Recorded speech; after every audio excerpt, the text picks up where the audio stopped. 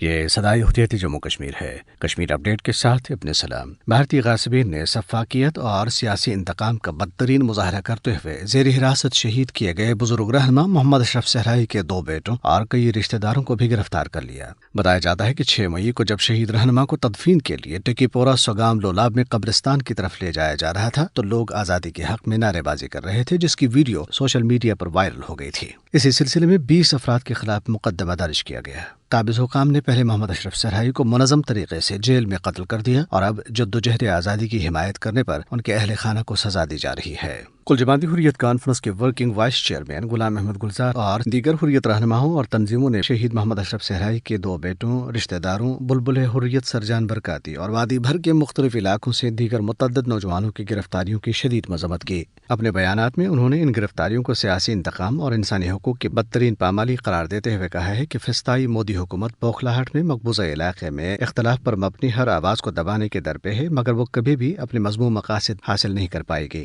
کشمیر کے بارے میں پارلیمانی کمیٹی نے بھی شہید محمد اشرف صحرائی کے بیٹوں اور عزیزوں کی گرفتاری کی شدید مذمت کی۔ مقبوضہ جموں کشمیر کے لوگوں کو کسی قسم کے حقوق حاصل نہیں ہیں۔ مبصرین کہتے ہیں کہ دوہرے لاک ڈاؤن میں گھرے کشمیری عملاً ایک کھلی جیل کی قیدیوں کی سی زندگی گزار رہے ہیں، جہاں ایک طرف بھارتی فوج ان کا قتل عام کر رہی ہے اور دوسری طرف ان کے تشخص اور اکثریتی کردار کو ختم کرنے کے سامان کیے جا رہے ہیں، اور یہ سنگین صورتحال اقوام عالم کے لیے چشم کشا ہے۔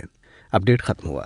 مقبوضہ جموں کشمیر بھارتی غیر قانونی قبضے کے نتیجے میں ایک ایسی خطہ سرزمین بن چکی ہے جس کے مکین بنیادی انسانی حقوق کے بغیر ہی زندگی گزارنے پر مجبور ہیں۔ بھارتی حکومت کشمیریوں کے بنیادی انسانی حقوق کو بھی فوجی جبر اور سیاہ قوانین کے ذریعے پامال کر رہی ہے۔ بطل حریت صحرائی صاحب کو ادھمپور جیل میں ایک منصوبے کے تحت شہید کیا گیا۔ اب ان کے 2 بیٹوں اور 2 قریبی رشتہ داروں کی گرفتاری صرف اور صرف انتقامی کارروائی ہے، جس کا مقصد شہید صحرائی صاحب کی پوری فیملی کو ڈرانا اور خوفزدہ کرنا ہے۔ کشمیریوں کو اپنے ساتھ ہونے والی ظلم و زیادتیوں کے خلاف نہ احتجاج کرنے کا حق ہے اور نہ ہی دنیا میں کسی بھی مظلوم قوم کے ساتھ اظہار یکجہتی کرنے کی اجازت۔ مولانا سرجان برکاتی تحریک آزادی کی ایک توانا آواز جو کشمیر میں بھارت مخالف جلسوں اور جلوسوں میں اپنے جذباتی انداز میں آزادی کے نعروں کی وجہ سے پوری دنیا میں کشمیری حریت پسند عوام کی پہچان بن چکے ہیں، انہیں بھی گزشتہ روز اسرائیلی جہریت کے شکار مظلوم فلسطینی مسلمانوں کے حق میں بولنے کے